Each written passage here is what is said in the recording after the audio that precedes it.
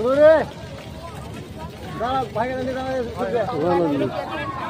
এই সাথে ঘুরে দেখে দেখে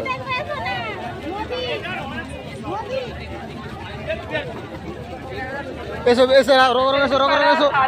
রোগ এসো রোগ এসো না জানালে হবে না আরো পুরো ক্ষেত্রে আমাদের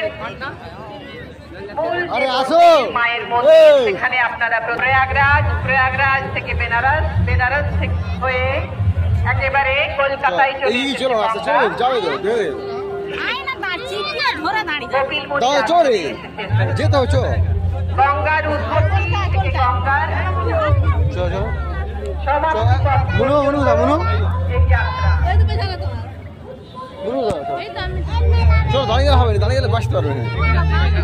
পাশেই রয়েছে আমাদের সাংস্কৃতিক মঞ্চ হরিদ্বার আজ সেখানে শ্রাবন্তী চ্যাটার্জি আর কিছুক্ষণ পরে মঞ্চে গঙ্গার সাথে সাথে চলেছে দিনে বেলায় ভালো হবে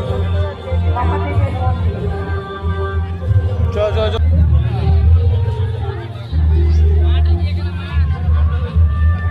প্রবেশদ্বারে প্রচুর ভিড় জমে যাচ্ছে ওখানে গঙ্গুর দর্শন কোনো জিনিসের দর্শন করতে গিয়ে আপনারা দাঁড়িয়ে যাবেন না তাহলে যমুনা এবার এখান থেকে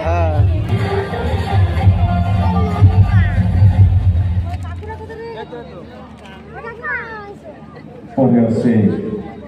নৃত্যশিল্পী সায়ন্তিকা দাস। মাঠে প্রচুর লোকের সমাবেশ নিজের নিজের বাচ্চা হাতে রাখে বাচ্চা ফেলে দেবেন না